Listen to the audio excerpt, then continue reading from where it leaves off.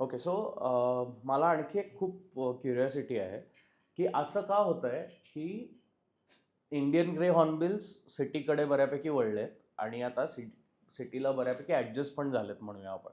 कारण मला माझ्या घरात म्हणजे पुण्यात औंधसारख्या एरियामध्ये ग्रे हॉर्नबिल्स रेग्युलरली दिसतात किंवा इथे आपण आत्ता जिथे शूट करतोय त्या एरियात सुद्धा ग्रे हॉर्नबिल्सचं बऱ्यापैकी नंबर्स दिसतो. तू म्हणालास तसं त्याप्रमाणे त्यांची रिक्वायरमेंट कमी आहे. त्यांना लागणाऱ्या गोष्टी कदाचित सिटीकडे जास्त अवेलेबल आहेत. पण मग हे जे इतर हॉर्नबिल्सच्या ज्या स्पीशीज आहेत, ज्या महाराष्ट्राशी निगडीत आहेत, म्हणजे ह्या ज्या 3 स्पीशीज आहेत, मलबार पाईड, मलबार ग्रे आणि ग्रेट हॉर्नबिल्स, यांचं जर प्रेडेटर्स पण कमी आहेत तसं बघायला गेलं तर, नॅचरल प्रेडेटर्स पण कमी आहेत, बाकी गोष्टींचे चॅलेंजेस पण कमी आहेत. तर मग असं काय होतंय ज्यामुळे, एक तर तू म्हणालास त्याप्रमाणे ते चूझी आहेत, specially cavities. Grey hornbills, sorry great hornbills. पण असं नक्की काय घडतंय की ते are not able to adopt to it आणि the number is not increasing आणि अजूनही एंडेंजर्ड स्टेटस गेलेलं नाही? कारण मलबार पाईड एकीकडे नंबर वाढतोय, दे आर थ्रायव्हिंग, पण ग्रेट हॉर्नबिल्सचा नंबर तेवढा वाढलेला दिसत नाहीये गेल्या काही वर्षात. सो अशी काय कारणं असतील की ज्याच्यामुळे ते होतंय आणि ते वाचवण्यासाठी किंवा तो नंबर वाढवण्यासाठी आपण काही करू शकतो का? कॅप्टिव्ह ब्रीडिंगचं ऑप्शन आहे का? किंवा नवीन काही नेस्टिंग ऑप्शन्स, जसं तू म्हणालास तसं आर्टिफिशियल आर्टिफिशियल नेस्टिंग. नेस्टिंग, त्याच्यासाठी त्यांना काही करता येऊ शकतं का? सो मुख्यतः ग्रेट हॉर्नबिल ज्याविषयी जर तो सगळ्यात जास्त आता धोक्याच्या प्रक्रियेमध्ये पातळीवरती पोचला आहे. कारण एकतर साईज म्हणजे बऱ्याचशा वेळेला जंगलांमध्ये साईज हा एक मोठा फॅक्टर बनतो आणि जेवढी साईज त्याची वाढत जाते तेवढा तो पक्षी किंवा प्राणी व्हर्नरेबल होण्याचे चान्सेस असतात, कारण त्याला लागणारे रिसोर्सेस हे तसे आयडियली असण्याची गरज सो असते. सगळ्यात मोठा ग्रेट हॉर्नबिल किती साईजचा पाहिलायस तू? 90 ते 120 सेंटीमीटर म्हणजे पूर्ण विंग स्पॅन पकडून त्याचा साधारण 3 ते 4 foot with wing wow. Span. So wow. Size आहे ती त्याला थ्रेटन होण्यासाठी आणि त्याला लागणाऱ्या ज्या कॅव्हिटीज आहेत तर त्यासाठी महत्त्वाची असते. आणि ज्या आत्ता अवेलेबल कॅव्हिटी आहेत, मी जसं सांगितलं की त्यांची जी कंडिशन आहे ती खूपच डिग्रेडेड आहे. ह्या कंडिशनमध्ये त्यांचं प्रिडेशन किंवा ह्या सगळ्या गोष्टींमुळं एकतर सक्सेसफुल न होणं आणि दुसरं त्यांचा जो फीडिंग एरिया आहे तर त्या एरियामध्ये फूड प्लांटची डायव्हर्सिटी वर्षानुवर्ष कमी होते. म्हणजे तिथे जे सगळे प्रॉब्लेम आहे, म्हणजे कोकणात एक मोठा प्रॉब्लेम आहे तो पिरियॉडिकल क्लिअरिंगचा, की दर 8 ते 10 वर्षाने ही सगळी जी खाजगी मालकीची जंगलं आहेत ती तोडली जातात आणि ती विकली जातात. अर्थात आता जर 8 ते 10 वर्षांत जर दरवर्षी ही तोड जर होत दर 10 वर्षाने तोड होत असेल, तर मग झाडाला ऑप्टिमम साईजचे बुंदे निर्माण होण्यासाठी आणि त्यात कॅव्हिटी निर्माण होण्याची जी प्रक्रिया आहे, तर ती करण्यासाठी झाडच आपल्याकडे अवेलेबल नाही आहेत. जी काही झाडं शिल्लक आहेत, की ज्याच्यामध्ये ढोल्या आहेत, तर त्या देवरायांमध्ये आहेत किंवा खाजगी मालकीच्या काही जागांमध्ये आहेत. पण त्यांच्यावरती सुद्धा खूप प्रेशर आहेत. जशा की जी झाडं बऱ्याच वेळेला तोडली जातात. म्हणजे देवरायांमध्ये आता एक फार विचित्र ट्रेंड अख्ख्या कोकणात सुरू आहे, जीर्णोद्धाराचा. म्हणजे पहिल्यांदा कोकणात ज्यावेळी मोठ्या प्रमाणात वाहतुकीची साधनं नव्हती, रस्ते नव्हते, त्यावेळेला लोकं पण फार ट्रॅव्हल करत नव्हती. पण आता गेल्या काही वर्षात थोडीशी सधनता येते. लोकं बाहेर जातायत, लोकं बालाजी बघतायत, लोकं शिर्डी बघतायत. आणि मुंबईमध्ये जो मोठ्या प्रमाणात इथून मायग्रेट होणारा जो वर्ग आहे, ज्याला आपण चाकरमानी म्हणतो, तर तो सुद्धा बऱ्यापैकी त्यांना एक मनामध्ये कायम इच्छा असते, की गावासाठी मी काहीतरी केलं पाहिजे. त्या माध्यमातून मग थोडेसे फंड ट्रान्सफर आणि देणगी वगैरे सगळी गोळा होते. आणि मग गावकऱ्यांना एकत्रित बसवून जनरली गावांमध्ये मीटिंग घेतल्या जातात, की आपलं मंदिर आहे ते जीर्ण आहे, आपलं मंदिर आहे ते पडत आलंय आणि काही ठिकाणी ते फॅक्च्युअल पण आहे. कारण जुन्या काळची मंदिरं ही लाकडाची असायची मुख्यतः आणि 100-150 वर्षानंतर लाकूड जीर्ण होतं. मग त्यात वाळवी लागते किंवा जी स्ट्रक्चर त्या काळात होती, तर त्यावेळेला मुख्यतः ज्यावेळी मुघल शासन किंवा परकीय सत्ता इकडे होत्या, तर त्यावेळेला बांधण्यात आलेली मंदिरांना कळस वगैरे नसायचे. म्हणजे ती घरांच्या साइजचीच असायची, की जी गावातील बाकीच्या घरांमध्ये ती कॅमोफ्लेज होऊन जातील, अशा पद्धतीची मंदिरं असायची आणि त्यामध्ये मुख्यतः लाकूड वापरलं जायचं. तर आता मात्र ती सगळी जीर्ण झाल्यामुळे मग नवीन बांधताना मात्र मग समोर आदर्श म्हणून काय तर मग प्रति बालाजी किंवा प्रति शिर्डी किंवा जिथे मार्बल वापरले जातात किंवा कॉन्क्रीटची मंदिरं खूप मोठ्या प्रमाणात होत आहेत. आणि ह्याच्यासाठी लागणारा फंड पण मोठा आहे, जागा पण मोठी लागते. तर यासाठी मग बऱ्याच वेळेला देवाचा कौल घेऊन झाडं तोडली जातात. आणि जी झाडं तोडली जातात ती मुख्यतः ही अशी असतात, की ज्यांच्या साईज खूप मोठ्या आहेत आणि ज्याच्यामध्ये हॉर्नबिल्सच्या किंवा जे सगळे पक्षी आहेत, की जे कॅव्हिटी नेस्टर आहेत, तर त्यांच्या ढोल्या असतात. आता हॉर्नबिलच्या बाबतीत दुसरा एक महत्त्वाचा म्हणजे तो सेकंडरी कॅव्हिटी नेस्टर आहे. म्हणजे तो स्वतःची कॅव्हिटी स्वतः करत नाही. ज्या कॅव्हिटीज दुसऱ्या पक्ष्यांनी केलेल्या असतील किंवा बहुतांशी ह्या नॅचरली असतात. कारण एवढ्या मोठ्या कॅव्हिटी शक्यतो दुसरा कोणता पक्षी करत नाही. तर त्याच कॅव्हिटी फक्त यूज करतो. त्यामुळे मग त्यांच्यावरती त्या ढोल्यांवरती प्रेशर्स खूप आहेत. आणि मग त्यामुळे मग त्यांना जी अवेलेबिलिटी त्या भागामध्ये आहे, तर तीच मग त्यांना वापरावी लागते आणि मग त्यातून मग त्याचा इम्पॅक्ट हा सक्सेस रेटवरती होतो. त्याचबरोबर फूड प्लांटची अवेलेबिलिटी जी सगळीकडेच अ, अ, जिच्यावरती खूप इम्पॅक्ट झाला आहे, म्हणजे मोनोकल्चर असेल, पिरियॉडिकल क्लिअरिंग असेल आणि गेल्या 3-4 वर्षात जो मोठा इम्पॅक्ट पडतोय, म्हणजे पळस जानेवारीत फुलतोय. बहावा कधीतरी डिसेंबरमध्येच फुलतोय. तामण आम्हाला कधीतरी सप्टेंबरमध्येच दिसतो.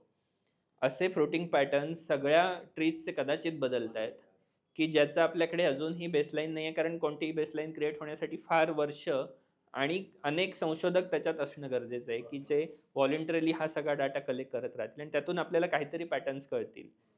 परंतु कदाचित ते हॉर्नबिल्सना कळत असावेत. कारण जर फ्रुटिंग नसेल, तर त्या काळामध्ये त्यांची पिल्लं वाढणार नाहीत. म्हणजे जरी ती पिल्लं अंड्यातून बाहेर आली आणि त्यांना खाण्यासाठी जर बाहेर फ्रुटिंगच नसेल त्या काळात, तर मग ती काय करणार? मग त्यामुळे पण कदाचित हा रेट कमी होत असेल. म्हणजे एक्झॅक्टली आता कोणीच संशोधक ह्याबद्दल डायरेक्टली बोलू शकत नाहीत. कारण तेवढा स्टडी आता कलेक्शन सुरू आहे.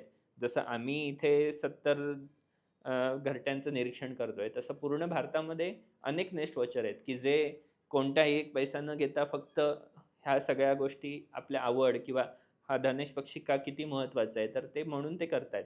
पण यातून प्रचंड डाटा गोळा होतोय आणि तो हळू-हळू जसा ॲनलाईज होईल, त्यातून मग आपल्याला कदाचित ही सगळी कारणं पण पुढे येतील. हं. तुझ्या बोलण्यात प्रतीक आत्ता बरेचदा मगाचपासून बोलताना नेस्ट वॉचर हा शब्द आला. मला आठवतंय आपण देवरुखमध्ये फिरत होतो तेव्हा एक असेच नेस्ट वॉचर आपल्याला भेटले आणि तू त्यांच्याबद्दल एक अ, छोटीशी गोष्ट मला सांगितलीस. सो हे जे लोकल्स आहेत, जे ह्या कार्यात स्वतःहून सहभागी होत आहेत व्हॉलंटिअरली दिवसभर म्हणजे मला आठवतंय की तू एक खूप छान शब्द वापरला होता, की बरेचदा बिनकामाचे लोकं आपल्या खूप कामी येतात. सो जे गावात "अरे याला काही काम नाही, हा दिवसभर चकाट्या पेटत बसलेला असतो" असं बोलली जाणारी ज्यांच्याबद्दल बोललं जातं अनफॉर्च्युनेटली, अशीच लोकं ॲक्चुअली निसर्ग संवर्धनाच्या कामासाठी खूप ॲक्टिव्हली चांगलं काम करू शकतात. सो लोकल्सची इन्व्हॉल्वमेंट अशा पद्धतीच्या कामामध्ये बर्ड वॉचिंग करण्याचं एक महत्त्व, त्याच्या अराउंड तुम्ही एक ॲप सुरू केलेलं आहे सिटिझन सायन्सचं. त्याच्याबद्दल जरा इन डिटेल सांग ना? खरं तर म्हणजे बऱ्याच वेळेला आता मी जसं इथे आलोय, तसं बऱ्याच वेळेला माझा चेहरा सगळीकडे जातो, की धनेश कॉन्झर्वेशनचं काम चाललंय. पण आमचं जे काही नेटवर्क आहे, ज्याला आम्ही धनेश मित्र म्हणतो आणि धनेश मित्र निसर्ग मंडळ हे आम्ही जे स्थापन केलंय, गेल्या 2-3 वर्ष जे ऑपरेट आहे. अनेक संस्था आहेत, अनेक व्यक्ती आहेत, की ज्या आपापल्या क्षेत्रामध्ये खूप मान्यवर आहेत किंवा त्यांनी त्या संस्थांच्या माध्यमातून कामं सुरू केलेत. पण धनेशाचा प्रॉब्लेम किंवा हॉर्नबिल्सचा जो कोकणामध्ये होत असलेला प्रॉब्लेम हा सगळ्यांनी अॅक्नॉलेज करून ते सगळे एकत्र आलेत. आणि जसं आपण म्हटलं, की जे नेस्ट वॉचर्स आहेत, जे धनेश मित्र जे गावागावांमध्ये काम करतात. लिटरली खूप अ, अ, अशी ज्या ग्राउंडवरची लोकं आहेत तशी आहेत. म्हणजे बऱ्याच वेळेला आम्ही गावांमध्ये जातो. गावामध्ये एक गुराखी बसलेला असतो, की जो आपली गुरं सोडली, की झाडाखाली मोठं एखादं येऊन बसावं आणि मग त्यांना आम्ही जाऊन जनरली विचारलं, की ते लगेच त्यांच्या कथा सुरू करतात, की हां, लावणीच्या काळामध्ये हा पक्षी झाडावर येऊन बसतो, खूप मोठ्याने ओरडतो आणि तो फिनॉमेना लिटरली आम्हाला पण माहिती नव्हता आणि तो आम्हाला या गुराख्यांकडून कळला आणि पुढच्या वर्षी मग आम्ही मुद्दामून जाऊन तिथे बसलो आणि म्हणून मग कोकणात ह्या पक्षाला पावसाचं आगमन करणारा पक्षी म्हणतात. म्हणजे जसं बाकी सगळीकडे ठिकाणी बाकी वेगवेगळ्या पक्ष्यांना हे केलं जातं. चातक असेल किंवा अशा ह्यांना. परंतु कोकणामध्ये पावसाचं कन्फर्म येणार आहे, हे हॉर्नबिल्सवरून समजलं जातं. ओह! कारण कसं? हॉर्नबिल्स हे मोठ्या झाडावरती त्यावेळेला जमा होतात हां. आणि मोठा पाऊस येणार असेल तर फार मोठा कलकलाट करतात. आणि मग त्या कलकलाटावरून हे शेतकरी साधारण अंदाज लावतात, की हां, आता पाऊस ह्या यायची वेळ आठवड्यात झाली, कधीतरी येईल की मग पाऊस लावणीला. येणार. ओह! आणि ते वर्षानुवर्ष हे गणित त्यांच्या मनामध्ये पण बसलंय आणि ते प्रॅक्टिकली त्यांनी बघितलंय. म्हणजे आम्ही आता 2-3 वेळा ते व्हेरिफाय केल्यानंतर आमच्या पण लक्षात आलं, की लिटरली ते पावसाच्या आधी सगळे जमतात आणि मग खूप मोठा गोंगाट करतात. तर अशा ह्या गोष्टी ह्या सगळ्या मित्रांच्या माध्यमातून कळत गेल्या.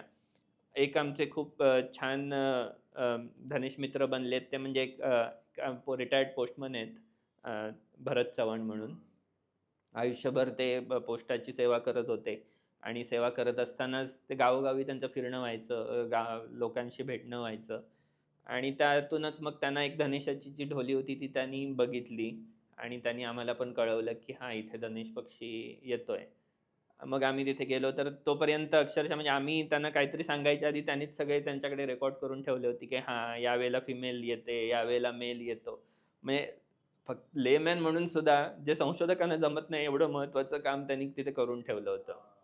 तर अशा पद्धतीने मग अनेक धनिष्ठ मित्र मिळत गेले. आमच्या राजापूरचे धनंजय मराठे सर आहेत, की जे वर्षानुवर्ष त्यांच्या घराच्या बाहेर असलेल्या ढोलीमध्ये अ, सुरंगीचं झाड आहे आणि त्या सुरंगीच्या झाडावरती मलबार पाईडची पेयर दरवर्षी तिथे येऊन घरटं करते. तर ते पण त्याच्या सगळ्या नोंदी ठेवत असतात. तिथे सीड्स कलेक्ट करतात किंवा जी काही रोपं उगवून येतात ती चांगल्या जागांमध्ये लावतात. आपल्याकडे चिपळूणमध्ये एक फार चांगली टीम आता आहे, की जे नितीन नार्वेकर आहेत किंवा नैनिश गोडेकर आहेत, अ, शाहनवाज शाह आहेत. तर हे जवळ-जवळ 10 ते 15 घरटी तिथली दरवर्षी ऑब्झर्व्ह करत असतात. तिथे त्यांचे सगळे बाकीचे प्रयत्न सुरू आहेत.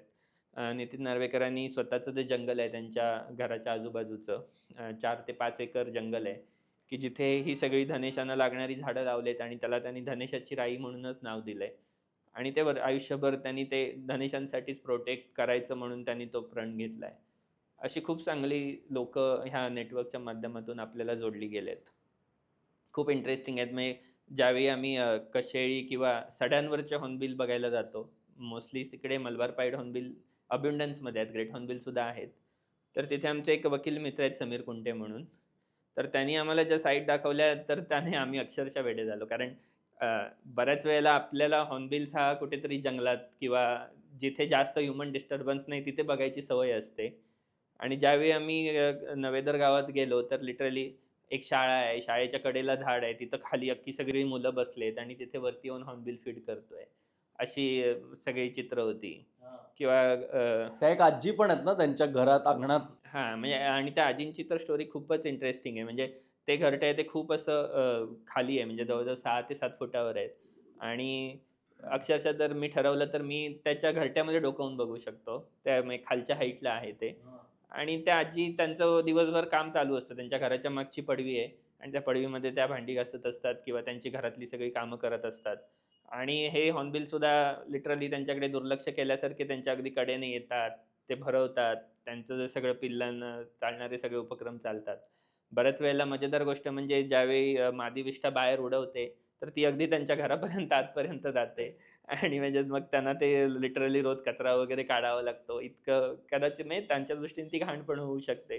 पण तरीसुद्धा गेली 10 ते 15 वर्ष त्यांनी पण त्याला एक्सेप्ट केलंय आणि धनेशानी पण त्यांना एक्सेप्ट केलंय. त्यामुळे त्यांचं जे सहजीवन आहे ते कोएक्झिस्टन्स. कोएक्झिस्टन्स आपल्याला लिटरली बघायला मिळतं. आणि ज्यावेळी आम्ही मात्र बघायला गेलो, त्यावेळी मात्र ते हॉर्नबिल यायला पण तयार नाहीत. म्हणजे त्यांना आम्ही नवीन होतो. पण त्या आजी तिथे जाऊन खाली केर काढत होत्या, तरीसुद्धा तो वरती जाऊन त्यांना भरवत होते. म्हणजे वर्षानुवर्षाची ती निर्माण झालेली कदाचित त्यांच्यातलं ते सहजीवन आहे. तसंच एक घरटं बाजारपेठेत आहे, की जिथून दिवसभर अक्षरशः खालून वर्दळ असते. अ, गाड्या जात असतात, माणसं जात असतात आणि आम्ही पण त्याच्यासमोर एक दुकान आहे, त्या दुकानामध्ये अक्षरशः बसून ते बघत होतो. आता अर्थात जसं मी मगाशी पण म्हटलं, की हॉर्नबिल्सना बऱ्याच ठिकाणी कॅव्हिटीसाठी ऑप्शनच उरले नाहीयेत. त्यामुळे ते आहेत त्या वापरतायत. अन्यथा एवढ्या वर्दळीच्या भागात त्याने करण्याची गरज नव्हती. पण तिथे सुद्धा तेच इंटरेस्टिंग आहे. म्हणजे लिटरली काही-काही वेळेला ते एक्सक्रीटा पडतात ते खालून जाणाऱ्या गाड्यांवर पडते किंवा बाकीची माणसं त्यांच्या अंगावर पडते. पण तिथे सुद्धा ते करतायत. तर अशा पद्धतीने सगळीकडे सो मे बी हळू-हळू हे हॉर्नबिल्स ह्या चॅलेंजेससाठी स्वतःला अडॉप्ट करायचा प्रयत्न करतायत असं वाटतंय? ती प्रोसेस अर्थात म्हणजे इंडियन ग्रे हॉर्नबिलनी थोड्या प्रमाणात एक्सेप्ट केली आहे. मलबार ग्रेच्या बाबतीत अजून तेवढं मोठ्या प्रमाणात रेकॉर्ड नाही आहेत. मलाबार पाईड हॉर्नबिल हे बऱ्यापैकी अर्बन भागामध्ये वावरत असल्यामुळे त्यांनी ह्युमन सेटलमेंटमध्ये बऱ्यापैकी आपली घरटी आहेत. म्हणजे एक तर तहसीलदार ऑफिसच्या आवारामध्ये आहे एका तालुक्यामध्ये की जिथे जशी वर्दळ असते. तिथे अनफॉर्च्युनेटली आता ह्युमन सेटलमेंटमध्ये ज्यावेळेला येतात, त्यावेळेला बाकीचे थ्रेट्ससुद्धा होण्याची शक्यता असते. म्हणजे आम्ही तिथे एक मागच्या वर्षी इन्सिडेंट रेकॉर्ड केला. ज्यावेळी कॅव्हिटीतून पिल्लू बाहेर पहिल्यांदा पडलं, तर त्यावेळेला पडल्या-पडल्या ते खाली पडलं आणि जिथे स्ट्रे डॉग्स होते, स्ट्रे डॉगनी ते लगेच उचललं आणि लिटरली मग ते तोंडात पकडून त्यांनी आपापल्या जागी ते घेऊन गेले. सुदैवाने तिथे आमचे मित्र होते, त्यांनी ते बघितलं. पण तोपर्यंत स्ट्रे डॉगनी त्याला लिटरली खूप इंज्युअर्ड केलं होतं. मग आम्हाला पुण्यातल्या रेस्क्यू संस्थेची मदत घ्यावी लागली. मग त्यांनी ॲनिमल ॲम्ब्युलन्स वगैरे पाठवली. पण ते सर्व्हाईव्ह नाही झालं. म्हणजे मग आता हे थ्रेट्स कधी स्ट्रे डॉगनी हॉर्नबिलवरती अटॅक करणं हे नॅचरल एन्व्हायर्नमेंटमध्ये अशक्य होतं जवळ-जवळ. मात्र आता त्यांना ह्युमन सेटलमेंटमध्ये आल्यामुळे हा कदाचित नवीन थ्रेट ॲड झाला असेल, की ज्याचा आपण नोट बनवू शकतो. तर असे इन्सिडेंट्स होत आहेत. मात्र ग्रेट हॉर्नबिलच्या बाबतीत मात्र हे सगळे इफेक्ट ॲडव्हर्स लेव्हलवरती होत आहेत. म्हणजे त्यांच्यासाठी लागणाऱ्या रिक्वायरमेंट ह्या ह्युमन सेटलमेंटमध्ये पण पूर्ण होत नाही आहेत. कारण त्यांना असणाऱ्या कॅव्हिटी आपल्याकडे नाही आहेत. त्यांना लागणारं फूड सोर्ससाठी जे एव्हरग्रीन फॉरेस्ट आहे, तेवढं आपल्याकडे कदाचित आत्ता शिल्लक नाही आहे. त्याची जागा सगळी सेमी डेसिडियस, डायडेसिडियसनी घेतली आहे. आणि ज्या आहेत कॅव्हिटी त्या डिग्रेडेड आहेत. ह्या तिन्ही रिझनमुळे मग त्यांची जी संख्या आहे ती आत्ता स्टेबल लेव्हलला आहे, कारण त्यांचं आयुर्मान खूप चांगलं आहे. म्हणजे कॅप्टिव्हिटीमध्ये असं म्हटलं जातं, की हॉर्नबिल 50 वर्ष आरामात जगतो. तिथे ऑब्झर्वेशन आपण घेतलेत. नॅचरली आपल्याकडे एक्झॅक्ट डाटा जरी नसला, तरी आपण त्याच्या जवळपास जाणारा आपण कन्सिडर करू शकतो, की 40 ते 60 वर्ष कदाचित तो जगत असेल. आता या कालावधीमध्ये अ, आत्ता आमच्याकडे असलेले म्हणजे रत्नागिरी आणि सिंधुदुर्ग मध्ये असलेले जे ग्रेट हॉर्नबिल आहेत, तर ही पॉप्युलेशन आत्ता स्टेबल आहे कारण त्यांच्या डेथ होत नाही आहेत. पण त्यांच्यात नवीन इंडिव्हिज्युअल पण निर्माण होत नाही आहेत, की जे आम्ही गेली अनेक वर्ष ट्रॅक करण्याचा प्रयत्न करतोय, की दिसावे. वर्षाला फक्त 1-2 नवीन इंडिव्हिज्युअल दिसतात. नवीन पेअरिंग झालेल्या दिसत नाहीत. नवीन नेस्ट साईट वाढलेल्या दिसत नाहीत.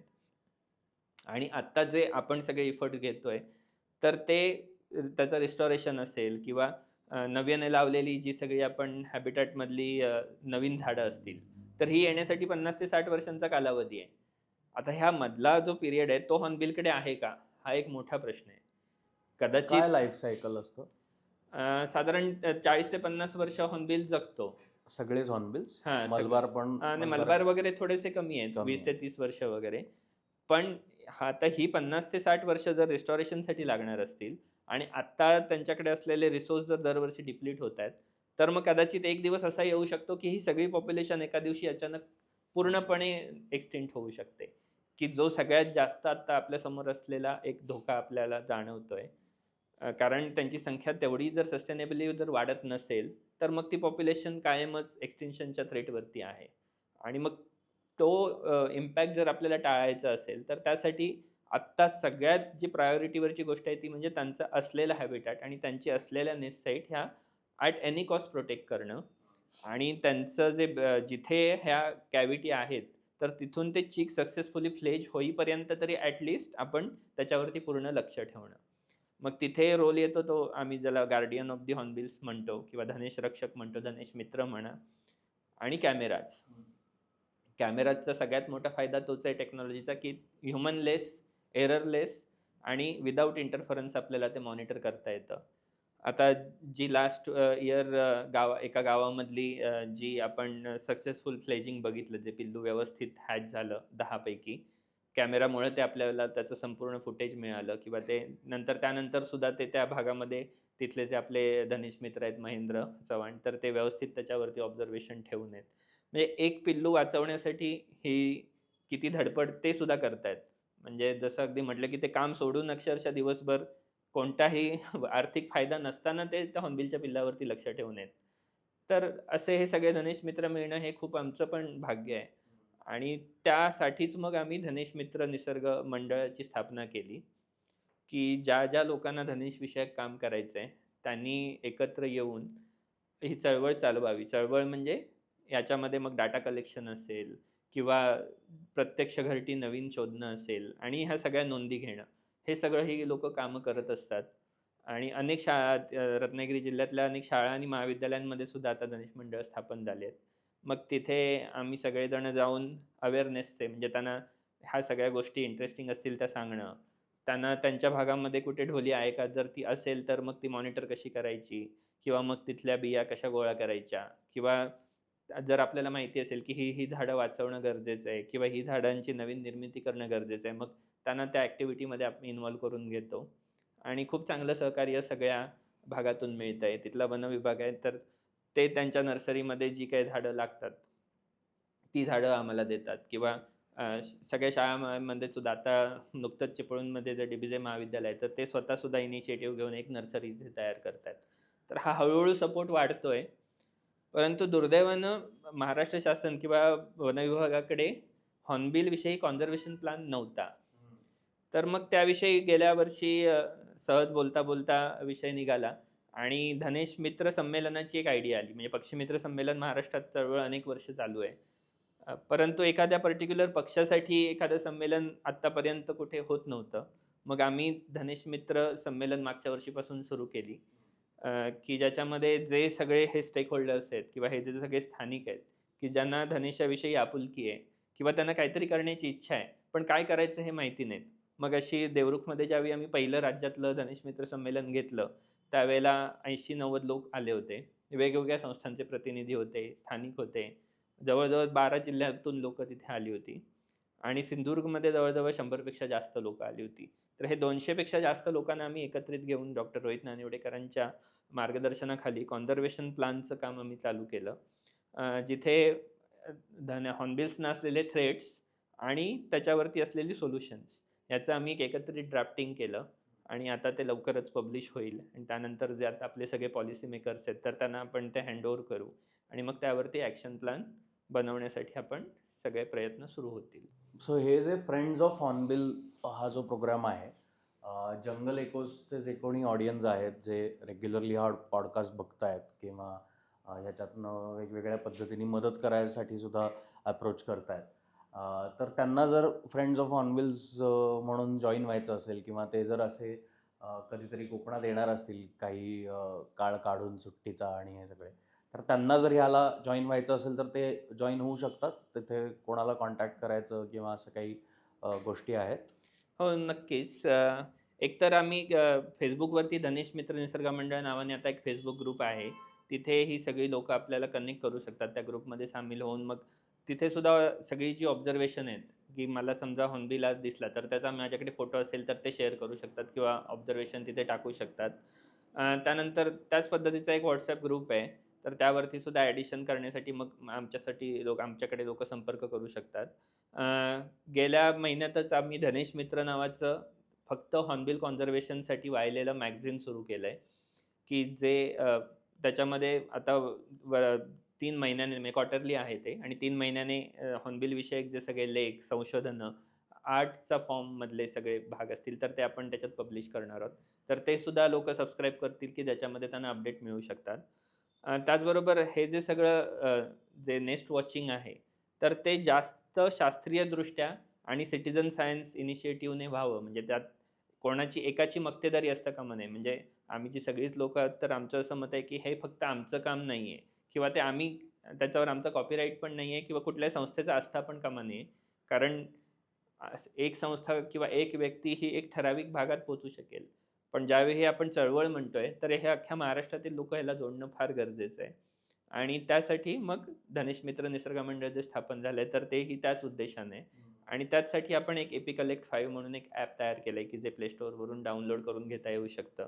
काय नाव आहे ॲपचं? एपी कलेक्ट 5 म्हणून, की मग त्याच्यामध्ये आपण जो प्रोजेक्ट ॲड केलाय हॉर्नबिल ऑब्झर्वेशनचा, तर त्या रिलेटेड मग त्या सगळ्या ज्या नोंदी घेण्या आहेत, तर ते आमच्याशी संपर्क केलात, तर मग त्या आम्ही कशा घ्यायच्या किंवा रुटीनली घरट्याच्या इथे आपण जर जात असू किंवा आपण एखादं घरटं जर बघत असू, तर मग आपल्याला तिथली एंट्री डेट, तिथे चिक किती सक्सेसफुल झाली, किती एक्झिट डेट काय आहे, तर ह्या सगळ्याचा एक सायंटिफिक डाटा तयार होईल आणि त्याने जी बेसलाईन तयार होईल, मग त्यावरून मग आम्ही 10 वर्षांनी पुढे सांगू शकतो, की हां, आता हे दरवर्षी याच्यात होणारे जे चेंजेस आहेत. पण यासाठी सगळ्यात महत्त्वाची गोष्ट आहे ही डाटा कलेक्शनची आहे. ती ह्या ॲपच्या माध्यमातून आपल्याला करता येईल. ग्रेट इनिशिएटिव्ह तुम्ही सुरू केलेत सगळे आणि आय थिंक जंगल इकोसचा ऑडियन्स आणि बाकी पण जे लोक हॉर्नबिल्स बाबतीत किंवा इन जनरल पक्षी संवर्धनाबाबतीत ॲक्टिव्हली काहीतरी कॉन्ट्रीब्यूट करायचा विचार करतात, त्यांना मला वाटतं तुम्हा सगळ्यांशी कनेक्ट होणं खूप गरजेचं आहे. कारण आपण सगळेजण भेटत असतो, काही ना काहीतरी कार्यक्रमानिमित्त आपण एकमेकांशी ओळखी होतात. पण जे नॉर्मल लोकं आहेत, ज्यांना माहितीच नाही आहे, की यार हॉर्नबिल म्हणजे अ, कसा दिसतो इथपासून प्रॉब्लेम आहे लोकांना. माहितीच नसतं हॉर्नबिल नक्की किती प्रकारचे दिसतात किंवा ते कसे संवर्धन केले जावेत किंवा ते संवर्धन करण्याची खरंच गरज काय आहे? एक प्रश्न मला जो कॉमनली पडतो किंवा हा प्रश्न खूप जणं विचारत असतील तुलाही, की का कन्झर्व्ह करायचे आहेत हॉर्नबिल्स? का वाचवायचे आहेत हॉर्नबिल्स? काय फरक पडणार आहे हॉर्नबिल्स नसतील तर किंवा असतील तर? असं हा प्रश्न तुला कधी विचारला गेलाय किंवा कारण मला जनरली वाटतं खूप महत्त्वाचा प्रश्न आहे हा, की का बरं? का करायचंय कन्झर्व्ह? खरं आहे म्हणजे जेव्हा आम्ही गावांमध्ये जातो, कॅमेरे आणि हे सगळं बघून एकतर लोकांना ते एक मोठं कुतूहल असतं, की काय हे पक्ष्यांचे फोटो काढायचे आहेत किंवा आता हॉर्नबिल हे स्पेसिफिक हे नंतरचं एक्झाम्पल झालं. पण म्हणजे जनरली हा प्रश्न विचारला जातोच आणि सुदैवाने कोकण आणि पुण्यात ती एक मोठी लिंक आहे, की काही प्रश्न हे तसे एकदम डायरेक्टलीच विचारले जातात. सो त्याच्यामागचं उत्तर पण तेच आहे आणि जे बऱ्याचशा आता लोकांना पण कळून चुकलंय, की जे आपल्या पूर्वजांनी केलं, मोठी झाडं राखणं असेल किंवा देवराई राखणं असेल आणि एव्हरग्रीन्स, की जी खूप महत्त्वाची झाडं होती, की जी आज अक्षरशः ती बऱ्याचशा गावांमधून, बऱ्याचशा हॅबिटॅटमधून नष्ट होत आहेत. काळा धूप जनरली सगळीकडे वापरला जातो. आपली देवपूजा धुपाशिवाय होत नाही. पांढरा धूप आहे किंवा कमर्शियली इम्पोर्टंटमध्ये सीता अशोक आहे. अ, निंबेरा ज्याला लिंबारा असं म्हटलं जातं, मलबार नीम, की जो कडुनिंबाला कोकणातला पर्याय आहे. कारण कडुनिंब कोकणामध्ये वाढत नाही. मग लिंबोळी असतील तर किंवा खतासाठी वगैरे मलबार नीम वापरला जातो. चांदफळ, चांदफळाचं खूप इंटरेस्टिंग स्टोरी आहे, तर ती पण मला सांगायला आवडेल. येस. अ, चांदफळ हे एक लांजाच्या जवळ एक गाव आहे. तर तिथे एक म्हाताऱ्या बाई होत्या, की ज्या वैदू म्हणून काम करायच्या आणि मधुमेहावरती, डायबिटीजवरती औषध म्हणून त्या वर्षानुवर्ष हे फळाच्या बिया देत होत्या. ते सुद्धा इंटरेस्टिंग म्हणजे हे जे फळ आहे, तर त्याची बी आहे ती जिभेवर ठेवली, जर ज्याला डायबिटीज आहे तर त्याला ती गोड लागते. बाकी आपण सगळ्यांना ती कडू लागते. तर मग याच्यावरती अजून आमचे डॉक्टर अमित मिरगळ सर म्हणून आहेत, की जे कोकण कृषी विद्यापीठामध्ये होते. तर त्यांनी संशोधन केलं. त्यांची पी-एच-डीच आता एन-टी-आर-ईसवरती आहे. त्यांना ते त्या बाईकडे गेल्यानंतर त्यांना ही सगळी कळली आणि आता शास्त्रीय संशोधन पुढे आलं, की एन-टी-आर-ईस टॉक्सिकारियामध्ये अल्फा एन्टॅरिन नावाचं एक मॉलिक्यूल मिळतो, की जो एक्स्ट्रॅक्ट केला जातो आणि तो आता अँटी डायबेटिक ड्रग म्हणून प्रायमरी ट्रीटमेंट म्हणून यूएस किंवा ह्या सगळ्या कंट्रीजमध्ये वापरला जातो. सो ही हेरिटेज जी होती, ती हॉर्नबिल्स वर्षानुवर्ष कॉन्झर्व्ह करत होते आणि गेल्या काही वर्षांमध्ये मात्र ती लिंक तुटली कारण हॉर्नबिलची संख्या ज्या प्रमाणात वाढायला पाहिजे होती ती वाढत नव्हती. त्यात आम्ही आता इंटरव्हीन करून जरी झाडं लावायची म्हटली तरीसुद्धा आमची कपॅसिटी ही 3,000 ते 4,000 झाडांची आहे. पण हॉर्नबिल ज्यावेळेला 12 ते 15 किलोमीटर क्षेत्रामध्ये फिरून वर्षानुवर्ष एवढ्या बिया ज्यावेळी स्प्रेड करेल, त्यावेळी जंगल वाढण्याची जी वेग आणि जी प्रक्रिया आणि ज्याला आपण नॅचरल रिजनरेशन ऑफ फॉरेस्ट म्हणतो, तर तो स्पीड कोणीच मॅच करू शकत नाही. आणि त्यामुळे ज्यावेळी आपण एक हॉर्नबिल वाचवतो किंवा एक हॉर्नबिल त्या भागामध्ये असतो, त्यावेळेला लिटरली 12 किलोमीटर जंगल पूर्णपणे वाचण्याची शक्यता असते आणि ते काम ते वर्षानुवर्ष इमान इतबारे करतायत. तर त्यामुळेच मुख्य फोकस तो आहे. म्हणजे हॉर्नबिल जी फ्लॅगशिप स्पेसीज म्हणून आपण तिला वाचवतोय, त्याचबरोबर ऑटोमॅटिकली आपण जंगल वाचवतोय. आणि कोकणामध्ये जेवढी विविधता झाडांची किंवा वृक्षांची आहे, तर त्यामध्ये मुख्यतः हॉर्नबिलचं योगदान तेच मुख्य आहे आणि त्याचसाठी मग आता बऱ्याच लोकांना ते कळल्यानंतर लोकंसुद्धा आता या कामामध्ये उतरतायत. खूप इंटरेस्टिंग आहे. मी जेव्हा देवरुखला आलो होतो तेव्हा मी तुझी नर्सरी पाहिली. तू घराच्या मागेच एक बटरफ्लाय गार्डनसुद्धा तयार केलं आहेस. ती नर्सरी खूप इंटरेस्टिंग आहे कारण हॉर्नबिल च्या एक्स्ट्रेटामधनं ज्या सीड्स मगाशी तू बोलताना सांगितलंस, की त्या सीड्स तुम्ही गोळा करून त्या विष्ठेतनं आलेल्या बिया गोळा करून तुम्ही त्याची सॅपलिंग्स तयार करताय जेणेकरून ती झाडं तुम्हाला कुठेतरी अशा लँड्समध्ये प्लांट करता येतील. तर त्या नर्सरीबद्दल पण सांग, बटरफ्लाय गार्डनबद्दल पण सांग. लोकं अशा पद्धतीने नर्सरीज करू शकतात का?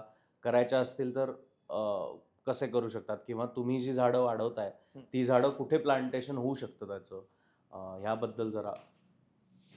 सो मगाशी म्हटलं त्याप्रमाणे फार्मर ऑफ द फॉरेस्ट हा जो फिनॉमिना आहे हॉर्नबिलचा, त्याचा आम्ही यूज करायला सुरुवात केली. आणि कॅव्हिटीच्या खाली ज्यावेळी नेटिंग करून त्यातून मिळणाऱ्या बिया आहेत, अर्थात त्याच्यासाठी वनविभागाची परवानगी घ्यावी लागते, कारण हॉर्नबिल ही शेड्यूल 1 स्पेसीज आहे. त्यामुळे तिच्याशी रिलेटेड ज्या सगळ्या गोष्टी आहेत, एक्सक्रीटा कलेक्शन असेल किंवा पीस गोळा करणे यासाठी लागते. तर त्यासाठी म्हणून मी सगळ्यांना आवाहन करेन, की जे करण्यासाठी मग तिथला लोकल वनविभाग असेल तर त्यांना तुम्ही ॲक्नॉलेज करून त्यानंतर ही गोष्ट करू शकता. पण हॉर्नबिलच्या आहारामध्ये प्रचंड डायव्हर्सिटी आहे आणि ती आम्हाला प्रत्यक्ष त्या नेटमध्ये बघायला मिळते. म्हणजे अ, आम्ही आता त्याचं ज्यावेळी वेट घेतो त्यावेळेला 4 ते 5 दिवसांनी अक्षरशः 1 ते 1.5 किलो सीड्स आम्हाला मिळतात, की ज्या वेगवेगळ्या प्रकारच्या असतात. आता फायकसच्या बऱ्याचशा ज्या फिग्समधल्या ज्या स्पेसीज आहेत, तर त्यांच्या सीड्स त्या बऱ्याच वेळेला युनिफॉर्म असतात. म्हणजे राजगिराच्या चोऱ्यासारख्या त्या दिसतात आणि त्या स्टेजला आयडेंटिफाय करणं अशक्य असतं. त्यामुळे मग डॉक्टर रोहित सरांशी बोलताना आमच्या एक गोष्ट लक्षात आली, की ह्या आपल्याला आधी ग्रो कराव्या लागतील आयडेंटिफाय करण्यासाठी. आणि मग त्या आम्ही सीड्स कलेक्ट करून घरी आणायला सुरुवात केली आणि मग त्या नर्सरीमध्ये कोकोपीट किंवा याचं सगळं मिक्सचर करून तिथे लावायला सुरुवात केली. अर्थात प्लांट्स व्हायला लागले सॅपलिंग ग्रो झाल्यानंतर.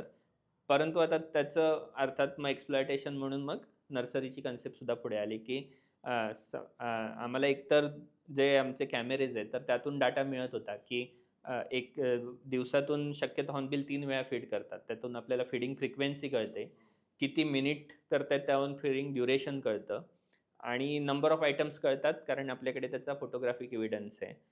परंतु जसा वेळ पास जाईल किंवा म्हणजे महिने बदलतात एप्रिल, मे, जून, त्यावेळेला बऱ्याच वेळेला जर फूड स्कार्सिटी असेल तर मग ते ड्युरेशन कमी झालेलं दिसतं किंवा काही साईट्सवरती 2 ते 3 मिनिटच फीडिंग चालतं. तर मग ह्याच्यातून लक्षात आलं, की बऱ्याचशा घरट्यांच्या कडेला जी त्यांची फूड प्लांटची जी डायव्हर्सिटी आहे किंवा डेन्सिटी आहे, ती कमी जास्त आहे. मग एक घरटं जर आपण सेंट्रल ठेवून त्याच्या 4-5 किलोमीटरच्या रेडियसमध्ये जर आपण हॉर्नबिलची फूड प्लांट्स अजून मोठ्या संख्येने जर लावली, की जी त्यांनी खाल्लेल्या खाद्यातूनच निर्माण झाली आहेत. म्हणजे स्पेसिफिकली अगदी समजा एक गाव असेल, तर त्या गावामधल्या कलेक्ट केलेल्या सीड्स ह्या ग्रो करून पुन्हा तीच झाडं अ, एक गाव असेल. एक गाव समजा एका गावामध्ये समजा एक ढोली असेल, तर तिथल्या कलेक्ट केलेल्या सीड्स ह्या आपल्या नर्सरीमध्ये मोठ्या करून पुन्हा जर त्याच गावामध्ये 5 किलोमीटरच्या रेडियसमध्ये समजा जर आपण लावल्या, तर त्याचा जो फायदा आहे तो तिथल्या हॉर्नबिल्सना होणार आहे, त्या पेअरला होणार आहे. आणि त्यांना जर खाद्याची उद्या उपलब्धता वाढली, तर त्यांचा जो ब्रीडिंग सक्सेस आहे तो सुद्धा वाढण्याची शक्यता आहे. तर तो फिनॉमिना म्हणून आपण तिथे वापरतोय. त्याचबरोबर काही ठिकाणी जिथे बऱ्याच मोठ्या प्रमाणात तोड झाली आहे किंवा हॅबिटॅट आत्ता अस्तित्वात नाही आहे, जिथे एव्हरग्रीन स्पेसीज आता फार दिसत नाहीत. अशा ठिकाणी मग आम्ही रिस्टॉरेशनचे कार्यक्रम तिथे राबवतोय, की ज्याच्यासाठी सॅपलिंग्ससुद्धा असणं गरजेचं आहे. कारण रिस्टॉरेशन हे कुठून तरी बाहेरून आणलेल्या नर्सरीच्या रोपातून होणार नाही, कारण त्याच्यात ती जेनेटिक डायव्हर्सिटी मिळणार नाही. मात्र ही जी रोपं त्याच भागातल्या सीड्सपासून निर्माण झाली आहेत, तर ती आपल्याला आता रिस्टॉरेशनसाठी वापरता येतील. आणि त्यातून मग आपण लोकांसमोर सुद्धा एक आयडियल मॉडेल निर्माण करू शकतो, की अशा पद्धतीची जंगलं असायला पाहिजेत, की जी जास्तीत जास्त बायोडायव्हर्सिटीला सपोर्ट करतील आणि ज्यावेळेला तुमची बायोडायव्हर्सिटी वाढेल, त्यावेळेला त्याच्या इकोसिस्टम सर्व्हिसेससुद्धा वाढतील. आता एक एक्झाम्पलच द्यायचं झालं म्हणजे वनोशीमध्ये जिथे कुडासे म्हणून गाव आहे आणि तिथे आपले प्रवीण देसाई म्हणून धनेश मित्र आहेत, की ज्यांचा होमस्टेसुद्धा आहे. त्यांची ट्रॅडिशनली काजूची बाग होती, की जी 50-100 वर्ष जुनी आहे. आता काजूची बऱ्याच वेळेला मोनोकल्चरच प्लांटेशन केलं जातं आणि त्या मोनोकल्चर प्लांटेशनचा काजूवरती सुद्धा इम्पॅक्ट असा होतो, की त्यांना पॉलिनेटर्स मिळत नाहीत. कारण काजूचा मोहर आला आणि आता बऱ्याच ठिकाणी ह्या केसेस होत आहेत, की तो मोहर गळून पडतो. कारण तो फर्टिलाइज करण्यासाठी किंवा त्यांचं पॉलिनेशन करण्यासाठी पॉलिनेटर्स त्या एरियामध्ये नाही आहेत. मग अशा वेळेला काय करायचं? मग अ, ह्या काजूच्या बागेमध्ये जर समजा आपण हॉर्नबिलची फूड प्लांट्स लावली. आता बरीचशी हॉर्नबिलची फूड प्लांट्स आहेत, स्टर्क्युलिया असेल किंवा सीताअशोक वगैरे आहेत, की जी पॉलिनेटर्सना अट्रॅक्ट करणारी सुद्धा झाडं आहेत. तर म्हणजे एकतर काजूची बाग पण तुमची राहते आणि ही झाडं सुद्धा त्याच्यामध्ये वाढतायत. ह्या दोन्हींचं एक कंबाईन मॉडेल आम्ही आता तिथे ट्राय करतोय. आपले मिलिंद पाटील म्हणून कोलॅबोरेटर्स आहेत, की जे त्यांनी स्वतःची जागा देऊन तिथे स्वतःचं धनेशांसाठी एक जंगल उभारा. स्वतः खर्च करून त्यांनी ती जागा दिली. तिथे एक रिस्टोरेशनचं काम चालू आहे. आता हे सगळ्यांचे रिझल्ट यायला कमीत कमी 15 ते 20 वर्ष लागणार. पण एक नव्याने आपण एक सुरुवात करतोय, की ज्याच्यातून पुढे जाऊन काही मॉडेल्स उभे राहतील आणि मग लोकं ही सगळी स्वतःहून अडॅप्ट करतील आणि त्याच्यातून त्यांना उद्या त्याचे फायदे कळायला लागले, की मग ते स्वतःहूनच हे कॉन्झर्वेशनचं काम आहे ते हाती घेतील.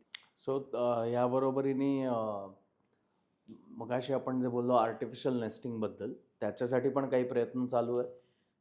आर्टिफिशियल नेस्ट बॉक्स हा खरा भारतामध्ये खूप टॅबू असणारा विषय आहे.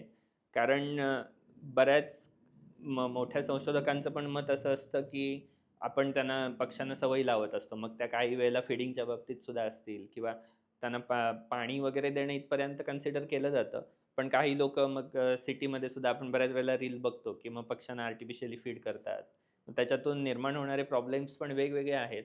म्हणजे जशी कबुतरांची संख्या आता वाढते पण तो त्याचा एक इम्पॅक्ट असा पण होतो, की ज्यावेळी आपण एखाद्या जी एंडेंजर्ड स्पेसीज आहे, तिला वाचवण्यासाठी काही ज्यावेळी कामं हातात घेतो, त्यावेळेला ह्या सगळ्या टॅबूचा एक इम्पॅक्ट होतो, की जसं लोकांना हॉर्नबिलच्या सवयी बदलतील अशी एक भीती वाटते, की जर आपण त्यांना कॅव्हिटी आर्टिफिशियली प्रोव्हाईड केल्या, तर कदाचित उद्या मग ते त्याच वापरायला लागतील. मग कदाचित ते झाडं वापरणार नाहीत, अशी एक भीती वाटते. परंतु एक चांगलं एक्झाम्पल थायलंडमध्ये सेट आहे, की तिथली जी टीम आहे, तर त्यांनी 2008 साली तिथे पण हे सेम असेच प्रॉब्लेम आहेत, जे आपल्याला सह्याद्रीमध्ये किंवा कोकणामध्ये बघायला मिळत आहेत. तिथे झाडांची संख्या प्रचंड कमी होते आहे. झाडं जरी ऑइल पामचं खूप मोठं प्लांटेशन आत्ता सध्या तिथे होत आहे. रबरचं प्लांटेशन आहे. त्यामुळे मग तिथे कॅव्हिटीज अवेलेबल होत नव्हत्या. ग्रेट हॉर्नबिल आणि रायनोसॉरस हॉर्नबिल तिथे आहेत. तर मग त्यासाठी 2008 साली तिथली जी टीम आहे थायलंडची टीम हॉर्नबिल त्यांना म्हणतात. तर त्यांनी आर्टिफिशियल नेस्ट बॉक्स पहिल्यांदा बनवून घेतले आणि ते इन्स्टॉल केले. अर्थात मी मगाशी म्हटलं की हॉर्नबिल फार क्युरियस आहे. त्यामुळे त्यांनी 5-6 वर्ष फक्त ते लांबून बघितले की हे स्टेबल आहेत का?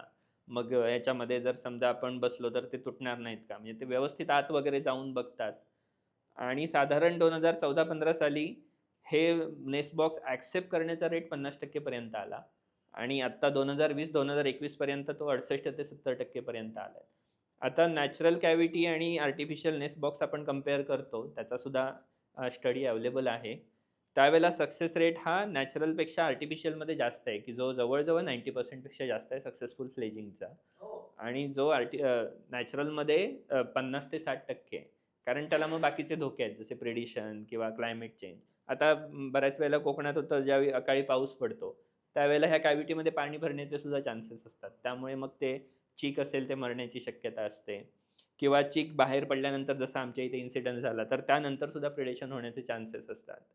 तर असे आर्टिफिशियल नेस्ट बॉक्समध्ये बऱ्याच प्रमाणात अव्हॉइड होतात. कारण त्याचं जे सगळं स्पेसिफिक डिझाइन आहे, तर त्यामध्ये आपण कोणतेही आर्टिफिशियल चेंज करत नाही. म्हणजे जी नॅचरल कॅव्हिटी आहे, तर तिलाच ते मिमिक करतो आणि तिचं ओपनिंग आहे ते सुद्धा वाईड ठेवतो, की जिथे फिमेल स्वतः येऊन ती लिंपते.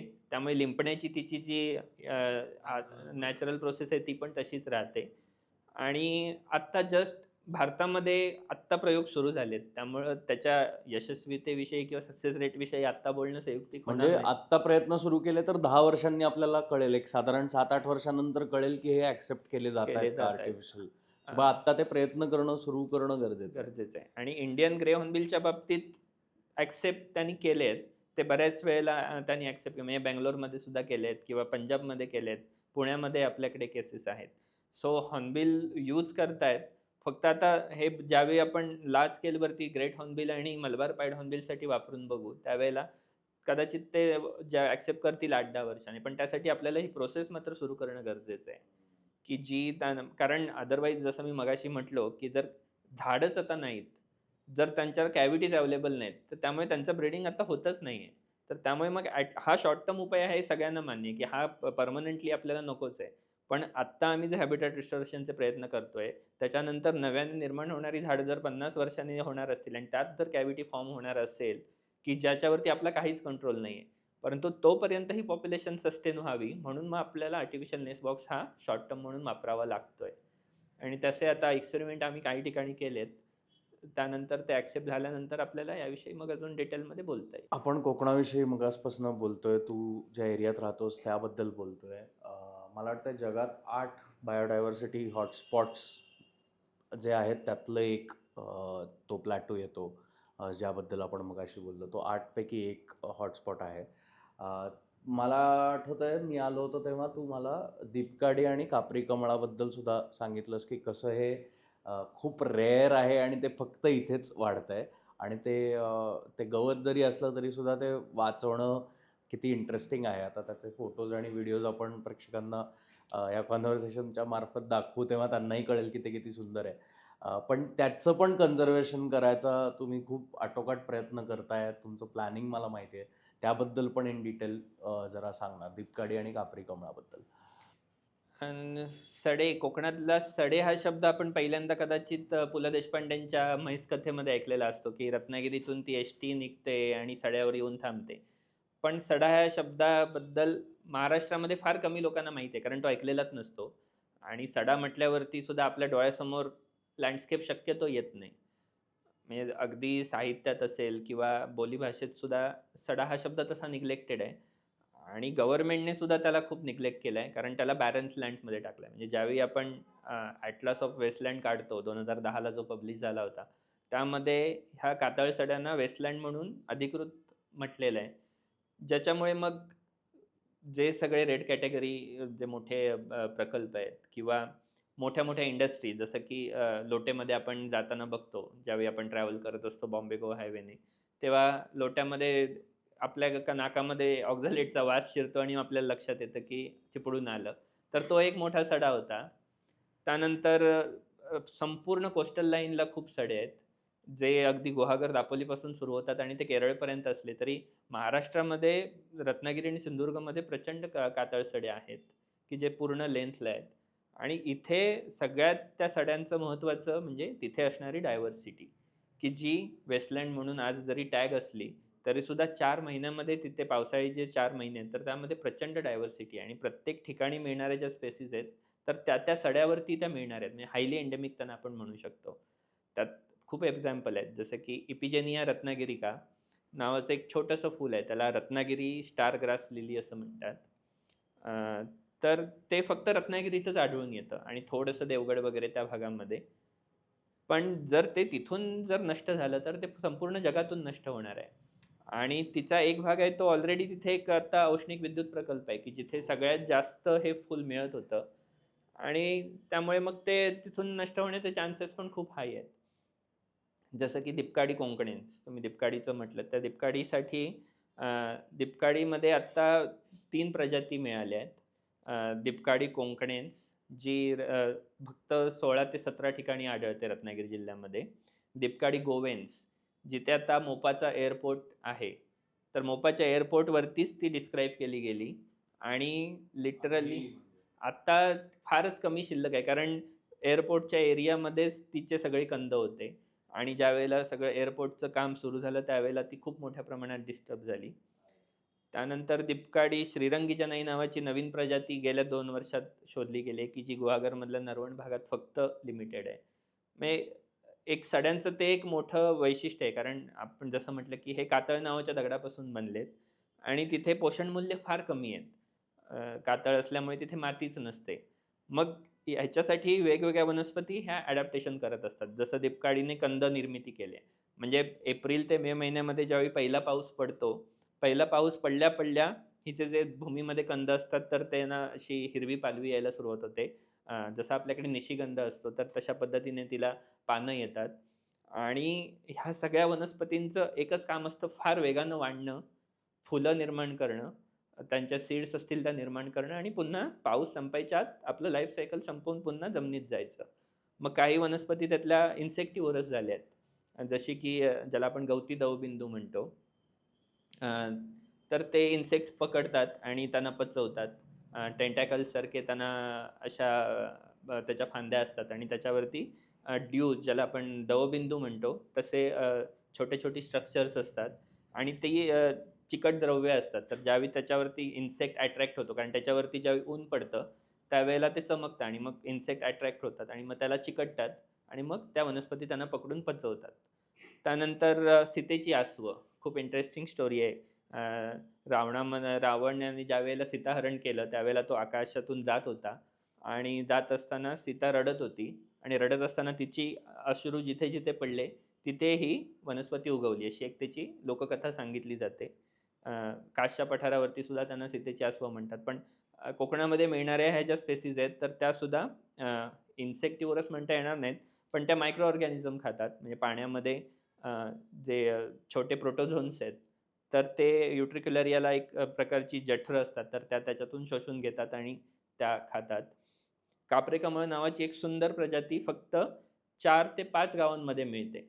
जिथे आता जैतापूरमध्ये न्यूक्लिअर पॉवर प्रोजेक्ट प्रस्तावित आहे किंवा त्याच्या कडेची जी सगळी जागा आहे ती आता रिफायनरीसाठी गेली 3-4 वर्ष तिथे खूप आंदोलनं सुरू आहेत. तर फक्त त्या भागामध्ये आढळतं. आता कापरे कमळ म्हणण्याचं कारणच असं आहे, की तिचं फुल म्हणजे आपण फोटोमध्ये बघूच, पण ज्यावेळेला ते डोलतं, त्यावेळेला लिटरली ते कापतंय असं वाटतं. त्यामुळे त्याला कापरे कमळ असं म्हणतात आणि थोडीशी पाणथळी भागात वाढणारी वनस्पती आहे आणि खूप सुंदर फुलं येतात तिला. तर ह्या वनस्पतींचं जसं मी सांगितलं, की त्या छोट्या भागामध्ये लिमिटेड असल्यामुळे त्यांचा स्प्रेड फार झाला नाहीये आणि ज्यावेळी एखादं छोटंसं हॉटेल जरी झालं, म्हणजे मोठ्या प्रकल्पांचं तर आपण बोलतच नाही आहोत. छोटं हॉटेल जरी झालं तरी या वनस्पती नष्ट होतील. त्यात कोकणात मोठ्या प्रमाणात चिरा हा दगड बांधकामासाठी वापरला जातो. त्याच्यासुद्धा खाणी मोठ्या प्रमाणात आहेत. त्यामुळे ह्या वनस्पतींना वाचवणं सुद्धा एक तेवढीच प्रायोरिटी आहे आणि मग त्यासाठी आम्ही त्यांच्या प्रोपॅगेशन मेथड डेव्हलप करणं असेल किंवा काही झाडं त्यातली नर्सरीत घेऊन करता येतील का? तर ते सगळे टेक्निक्स आता आम्ही प्रयत्न सुरू केले आहेत आणि अनेक संशोधक त्याच्यात आहेत. डॉक्टर प्रताप नाईकवाडे म्हणून बॉटनिस्ट आहेत, तर ते मदत करतायत. आणि मग महाराष्ट्र बायोडायव्हर्सिटी बोर्ड आहे, तर त्यांनी सुद्धा या कामात मदत करते. डॉक्टर अपर्णा वाटवे, की जे अनेक वर्ष या सड्यांवरती काम करतायत. तर त्यांचं सुद्धा मार्गदर्शनाखाली आता काम सुरू झालंय. पण ही हेरिटेज मात्र आपल्याला वाचवावी लागेल. कारण जर जे सडे वेस्टलँड म्हणून बदनाम झालेत, ते बायोडायव्हर्सिटीने किती इम्पोर्टंट आहेत, ते ह्या स्पेसीज आपल्याला सांगतील. प्रतीक, थँक यू सो मच. आज तू इथे येऊन एवढी इंटरेस्टिंग इन्फॉर्मेशन शेअर केली आहेस. याबद्दल तू रानभूल नावाच्या तुझ्या लेखमालेत लिहितोयस सुद्धा. त्याबद्दल पण जर थोडक्यात सांगितलंस तर. खरं तर रानभूल ही म्हणजे ती आमच्या लहानपणीची स्टोरी आहे.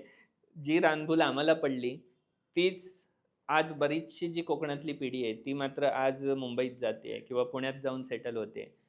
कारणं अनेक असतील. काही जणांना रोजगार नाही आहे किंवा आहेत प्रॉब्लेम्स खरोखर आहेत, जे अॅक्नॉलेज आपण करायला पाहिजेत. परंतु ज्या गोष्टी आम्ही त्या काळात अनुभवल्या, म्हणजे संध्याकाळी आम्ही बाहेर जातो तेव्हा अचानक फ्रॉगमाऊथचा ज्यावेळी कॉल येतो, त्यावेळेला तुम्ही ज्याला जवळ जाऊन बघता आणि अचानक अंधारामध्ये त्याचे डोळे दिसतात. कोणी घाबरतो. ज्यावेळी बऱ्याच वेळेला आम्ही कॅमेरे लावून येत असतो, त्यावेळेला अगदी बाजूनं गवे धावत जातात आणि अंगावरती तुमच्या शहारा येतो. अचानक एखादा प्राणी, एखादं सांबर पुढ्यात येऊन उभं राहतं.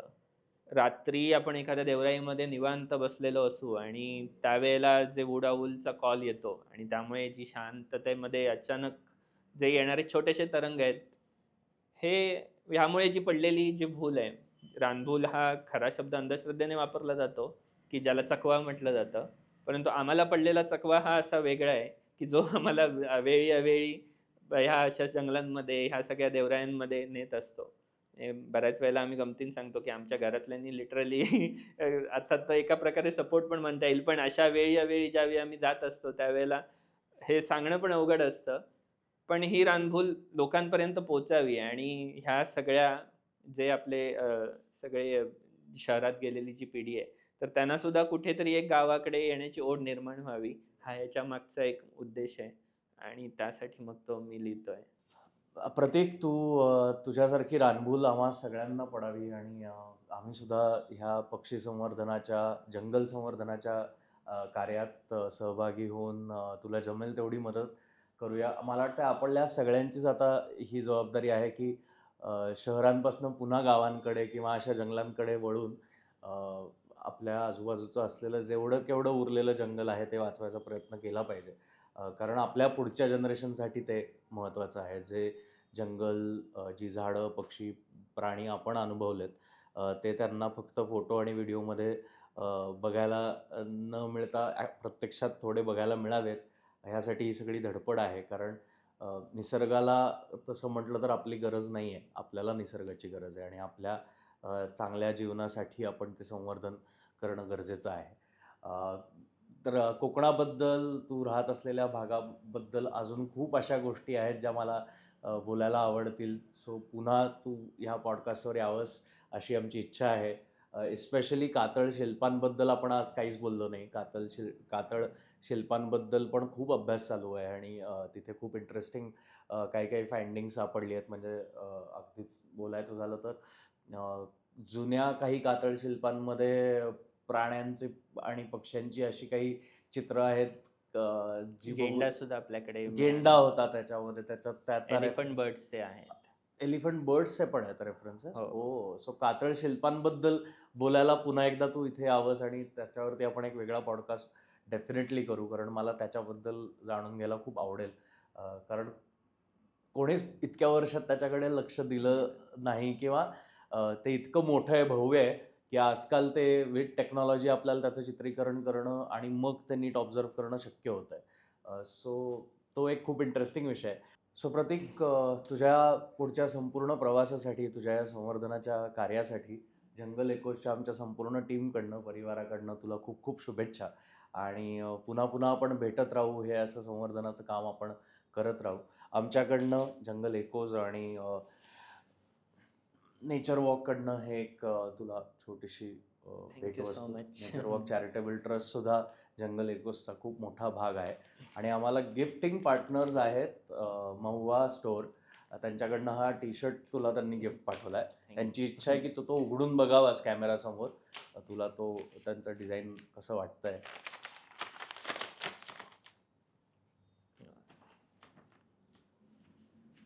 मस्त. हायकिंगला आता तू दाखवू शकतोस प्रेक्षकांना. तू सतत भटकत असतोस, त्यामुळे त्यांनी तुला स्पेशली भटक्या लोकांना इन्स्पिरेशन पाठवलं आहे तुझ्या त्या Thank you. रानभुलसाठी. त्याचबरोबर ॲडिशनली मला एक सांगायला आवडेल की जे जंगल इकोज फॉर एक्झाम्पल किंवा तुम्ही स्वतः जे ह्या सगळ्या चळवळीशी जोडले जातात, तर त्यांना आम्ही धनेश मित्र हक्काने म्हणतो आणि Yes. आमच्याकडे कामाला सुद्धा बोलवत असतो. आणि त्याची एक छोटीशी एक्नॉलेज म्हणून आम्हाला तुम्हाला एक छोटीसं गिफ्ट द्यायला आवडेल. थँक्यू की सो जो मच. हा बॅच आहे की अधिकृतरित्या तुम्ही आता फ्रेंड्स ऑफ हॉर्नबिल झालेले आहात. आता मी हा बॅच लावून हक्कानी येणार आहे कोकणात. हो, आणि ह्या सगळ्या धनेशाची आठवण सतत राहायला हवी, त्यासाठी आपण एक सन्मानिका देतोय. Thank you so much. थँक्यू.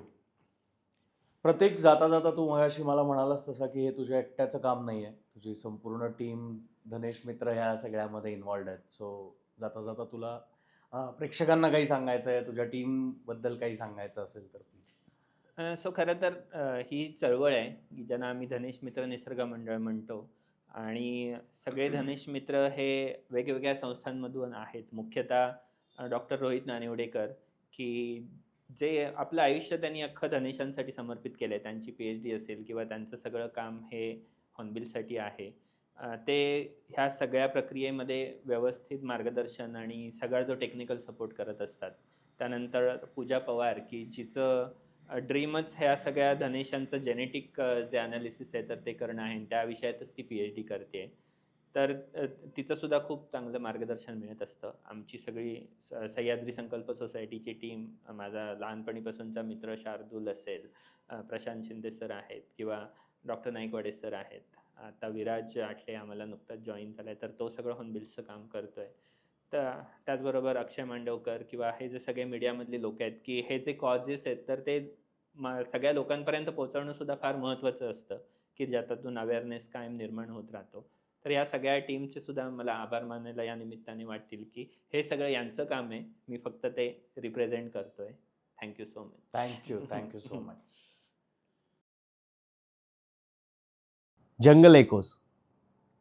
जंगलातल्या अनेक गोष्टींबद्दल आपल्याला इधर खूप माहिती असते किंवा खूप कमी माहिती असते.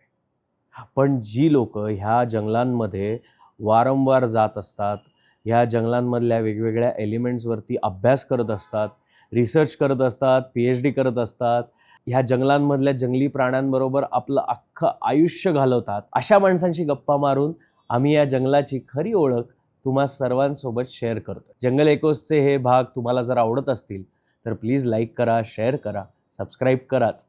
आणि ही जंगलाबद्दलची आणि संवर्धनाबद्दलची जी काही माहिती आम्ही तुमच्यापर्यंत पोहोचवतोय ती इतरही नागरिकांपर्यंत तितक्याच प्रेमाने पोहोचवा. थायलंडमध्ये